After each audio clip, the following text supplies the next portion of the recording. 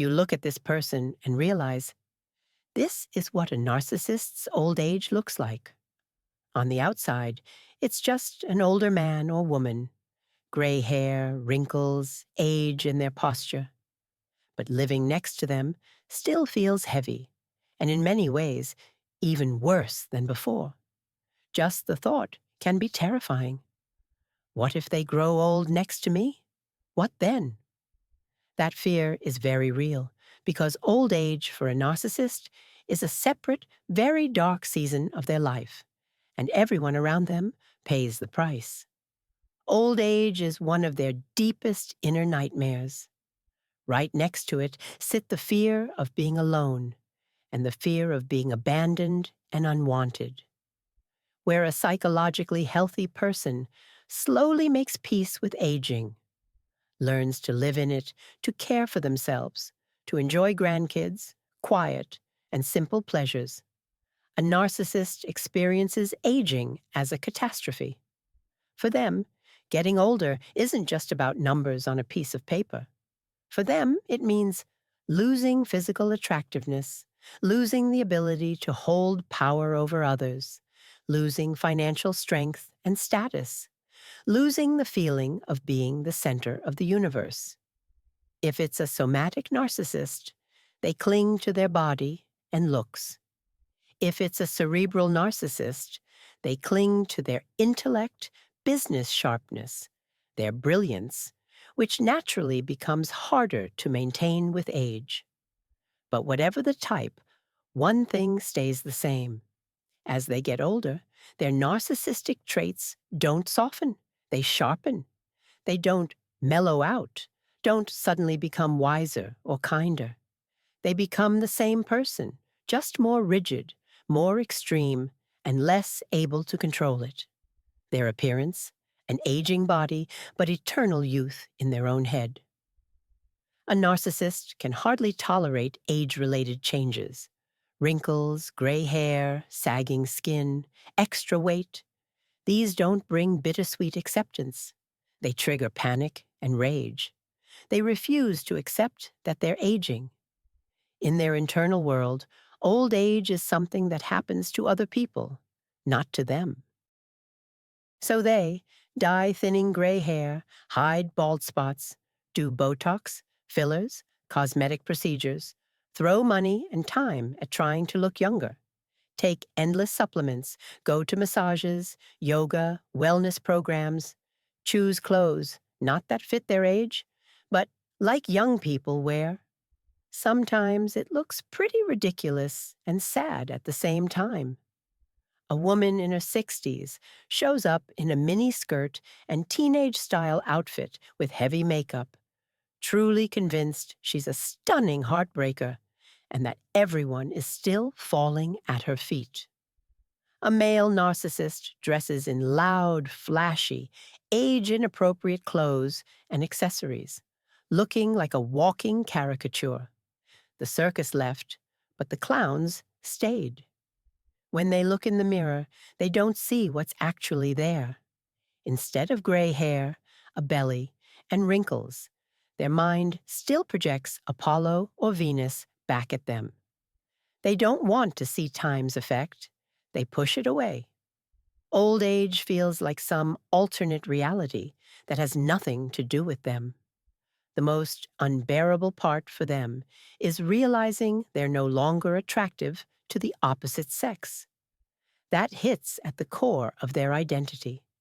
To dull this pain, they often seek partners much younger than themselves, date people young enough to be their children or grandchildren, decide to have children at 50, 60, 70, not out of a desire to parent, but to prove I still can.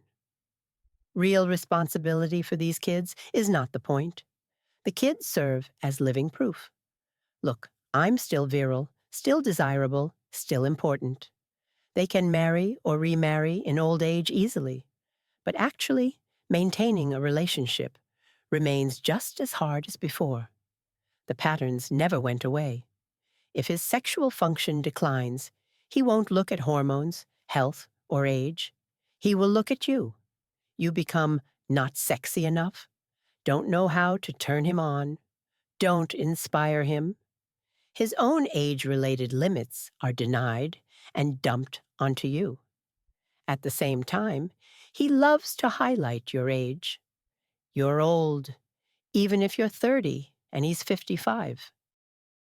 Any wrinkle, a bit of cellulite, any completely normal sign of your own aging will be noticed and thrown in your face so you feel used up, second rate, no longer fresh. He does two things when he does this: projects his terror of aging onto you, boosts himself by putting you down. If you're old, he feels younger and more powerful. Demanding, entitled, and living off their children and relatives with age, narcissists become even more demanding, especially when it comes to being taken care of. Where a normal older person often feels shy asking for help, a narcissist sees help as a basic obligation others owe them. They climb onto their children's backs, using them as a wallet, caretaker, chauffeur, emotional sponge, constantly demand attention, money, time, favors, justify it with, "I fed you, raised you, sacrificed everything. Now you owe me for the rest of my life." Kids are not separate people with their own path. They are canned supplies for old age, someone to feed off when his own resources run dry. He never really aimed to raise a strong, independent, fulfilled person. His real goal is a guilty, indebted adult child who will sustain his old age.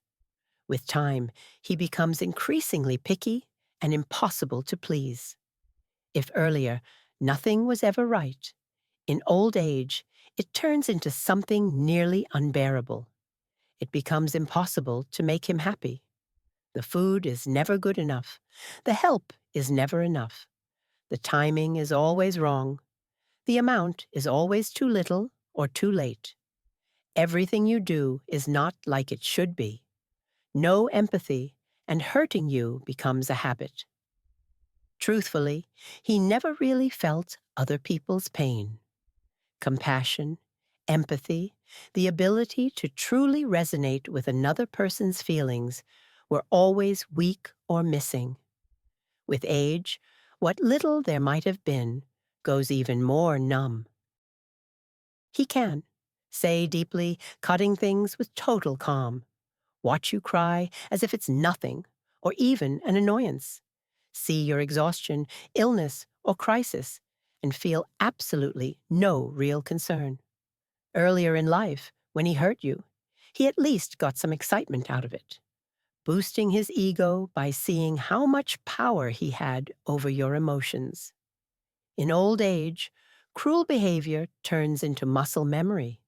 He makes you suffer not because he's enjoying the game in a sophisticated way, but because that's his default way of relating. It's how he talks, how he connects, how he exists. The charming mask he used to wear, nice guy, sweet grandma, charismatic, generous person, gets harder and harder to hold up. Acting takes energy. He has less of it. So what was always inside him starts to show outright. Chronic dissatisfaction, bitterness, anger at everyone and everything. Rage and aggression that slip out more often. As they age, narcissists have more and more trouble controlling their anger. Earlier, they might have been able to smile through clenched teeth, to manipulate in more subtle ways. Now, outbursts are stronger and more frequent. Their emotional breaks wear out. Patterns that were always there become more dangerous. Psychological and emotional abuse intensifies. Financial control and economic abuse tighten. Threats, intimidation, and even physical aggression can become part of the picture. The older he gets, the more unchecked his rage can become.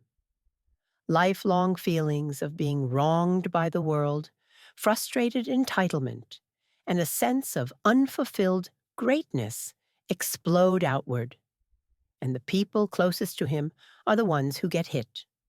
Non-stop blame, criticism, and devaluation. With age, the tiny bits of good periods shrink. If there used to be cycles, a bit of sweetness, then devaluation, then some calm, then back again. In old age, the sweet phase becomes almost invisible, if it exists at all. He criticizes everything you say and do, blames you and everyone around for his entire life story and every failure, mocks and dismisses any effort you make, throws insults and contempt around like it's normal conversation. In his story, the guilty parties are endless. The government, the economy, his exes, his kids, his parents, his colleagues, random strangers. And you, of course, have a permanent role in that list. You're the one who ruined his life, didn't support him, never appreciated him, held him back. Suspicion and constant war with the world. An aging narcissist becomes highly suspicious and paranoid about other people's intentions. He's convinced others are out to take something from him. You're trying to steal my pension. You want my apartment. You're taking my money. You're messing with my papers. He may accuse you of cheating, running secret schemes, plotting behind his back. Trust is gone. Or maybe it was never there. And again, he views everything through himself. If he has spent his life trying to outsmart, use, or exploit people, he assumes everyone else operates the same way. It's projection on full blast. Revenge and the urge to leave you with nothing. Over the years, he collects grievances like trophies. Every slight, every disrespect, every moment when the world didn't praise him enough builds into a heavy load of anger and resentment. In old age, this can turn into revenge fantasies and actions. That can look like rewriting his will to leave everything to a much younger partner or some random person, deliberately cutting his children out of inheritance, selling off property you built together, making legal and financial moves designed specifically to leave you financially devastated. The intention is simple: make you hurt, make you feel powerless, make you pay, stingy with money, stingy with warmth. These are not the kind of grandparents people dream about visiting for cookies, warm hugs, and wise stories. Aging narcissists are stingy across the board. Stingy with money, stingy with praise, stingy with affection, stingy with emotional support. Even if they gave things generously at some earlier point, it was usually transactional, to get something back. In old age, they're often fully disillusioned and feel that nobody deserves anything from them. Any kindness they offer is usually tied to manipulation or control. Mental chaos and zero logic. As time goes on, their thinking can become even more fragmented. They either don't remember or refuse to remember what they did and how it led to the current situation. Talking with them often feels like getting lost in a word salad. Constant topic jumping, no clear logic, emotional tangents with no connection to facts, accusations that don't match reality. You may find yourself staring at them thinking, what is even going on in your head? They themselves may not fully distinguish between what really happened and what they've invented. Yet they present their version with complete confidence, as if they alone know the truth. That old grandiosity hasn't gone anywhere. It's just more raw and less polished. Relationships held together only by obligation. By the time a narcissist is old, most voluntary relationships have thinned out. Who's left around them? Close relatives who feel stuck or obligated.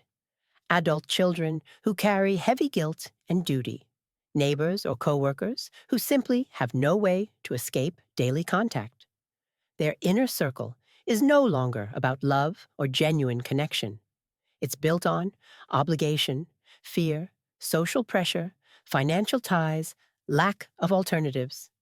The autumn of life, yours and theirs. For a healthy person, the autumn of life can be gentle and warm. It's a time to enjoy the harvest of a lived life, meaningful relationships, memories, quiet mornings, a slower pace. For a narcissist, autumn feels like cold, damp, cutting wind, a season everyone wants to flee. Growing old beside a narcissist is one of the harshest life scenarios.